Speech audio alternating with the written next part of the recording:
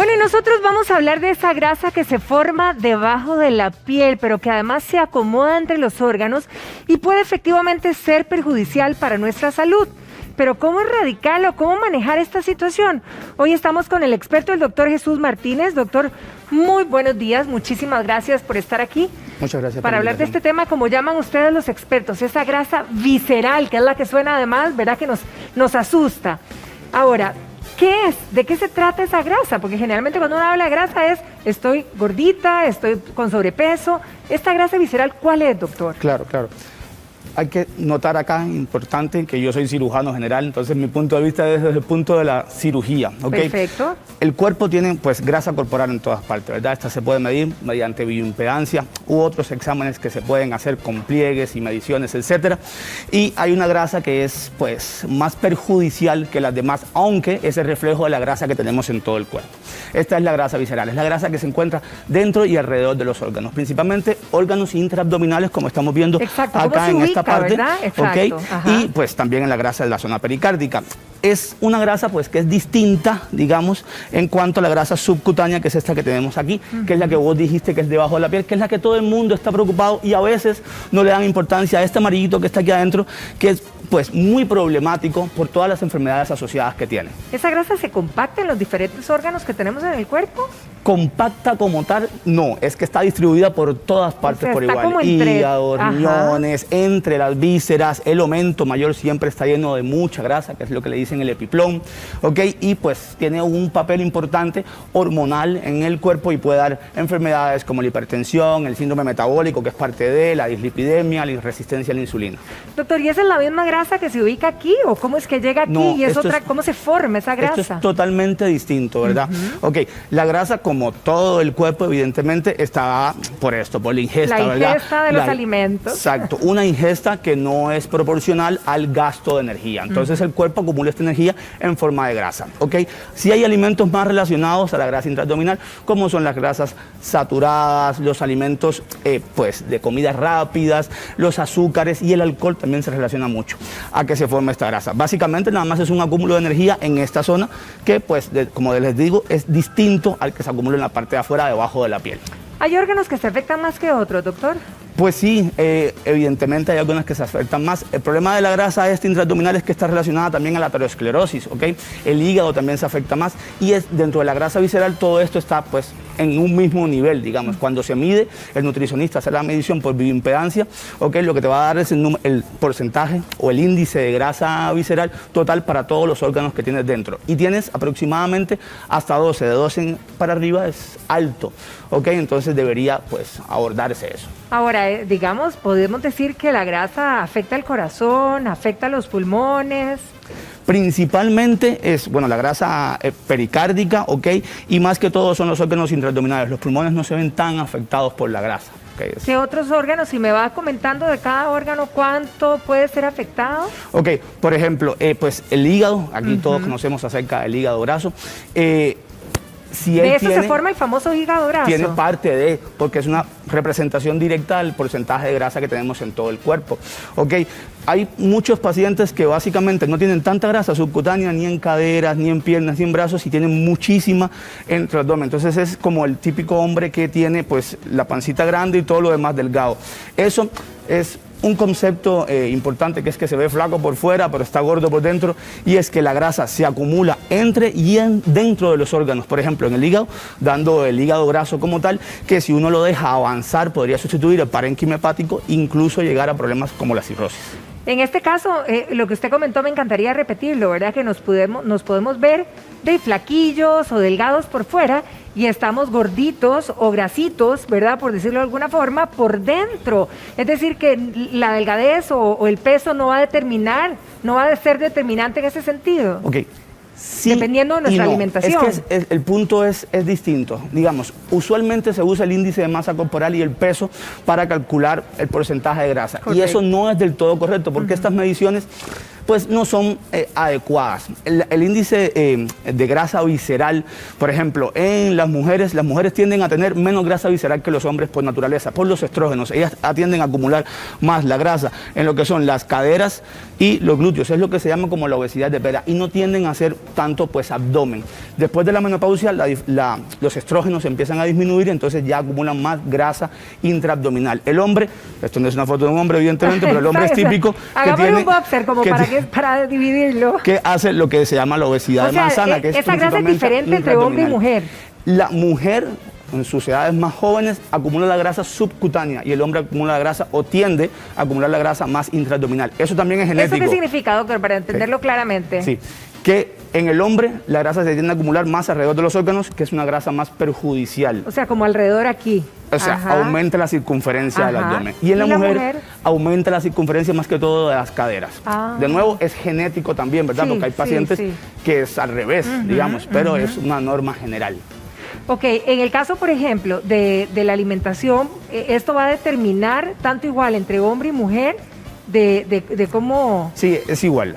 O sea, el acúmulo de grasa, de nuevo, es proporcional al no gasto energético. Si usted come más y tiene más energía, el cuerpo la va a almacenar. Ahora, el hecho de no cuidar esta grasa abdominal o esta grasa visceral, ¿a qué nos puede exponer en el tema de enfermedades o padecimientos? Principalmente lo que es el síndrome metabólico, ¿ok? Que es una cosa que está en todas partes, que todo el mundo normaliza la obesidad, pero ahí tenemos la hipertensión, la resistencia a la insulina, la dislipidemia, evidentemente va a dar problemas extras como los problemas de la rodilla, los problemas de la columna, las lumbalgias, problemas de apnea del sueño cuando hay obesidad muy grande. ¿Qué relación puede tener cuando nosotros nos hablan de usted es prediabético? ¿Tiene alguna relación con esta grasa visceral? Claro. La resistencia a la insulina como tal, viene dada por esta grasa. La grasa tiene pues parte de culpa en esta zona porque una vez que el paciente empieza a aumentar de peso, digamos, el páncreas tiene que producir más insulina. Llega un momento donde esa producción de insulina empieza a bajar y el azúcar se empieza a subir en sangre. Básicamente esto se debe a que pues, el páncreas no puede darle insulina para que todo el cuerpo recoja ese azúcar que está. Entonces ahí empieza la prediabetes e incluso después la diabetes, que es parte de los estadios. Cuando empezó hablando de esta mujer que tenemos en esta imagen, usted mencionó, doctor, la menopausia. ¿Qué tanto influye, verdad, esta etapa de la mujer con respecto a la grasa visceral? Claro, hay un cambio importante, ¿verdad? Los estrógenos, sobre todo, que pues están desapareciendo en el cuerpo, están disminuyendo paulatinamente, y es eso, los estrógenos dan pues la figura de mujer. Entonces, en algún momento, cuando los estrógenos disminuyen, la grasa no va a venir a acumularse tanto en estas zonas, sino ya va a ser totalmente intraabdominal, y es cuando las mujeres empiezan a tener pues un poquito más de abdomen, que no lo tenían antes, y eso es pues parte de la menopausia. Qué curioso, ¿verdad? O sea, entonces ahí es que nos vamos pareciendo, en el caso de los caballeros que usted mencionaba, que para llamarle un término popular y seamos honestos, donde decimos que aquel señor tiene una panza birrera, ¿verdad? Literalmente. Porque sí, es como un globillo y como un flotador que le nace, digamos, así alrededor en la altura del abdomen. Así mismo es. Entonces nos parecemos en ese caso ya cuando nosotras perdemos hormonas. Exactamente. Ok, el estrés. ¿Cómo juega el papel el estrés también con respecto a la grasa visceral? Es otro de los factores de riesgo, ¿verdad? El estrés nos va a promover a tener alimentación menos saludable, a hacer menos ejercicio físico, menos ejercicio aeróbico, ¿ok? Entonces es parte de lo mismo, ¿verdad? Como es una representación total de la grasa del cuerpo, ¿ok? Nos va a llevar ahí. Y si a eso sumamos que estamos comiendo, pues, comida, lo que le dicen chatarra, comidas rápidas, básicamente se pone peor.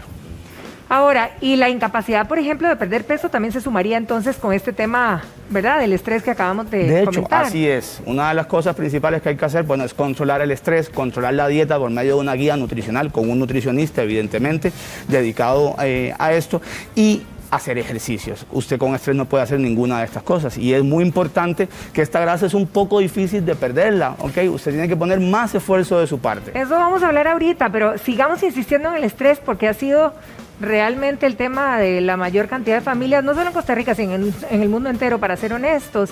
¿Qué es lo que genera el estrés en nuestro cuerpo que también actúa aquí?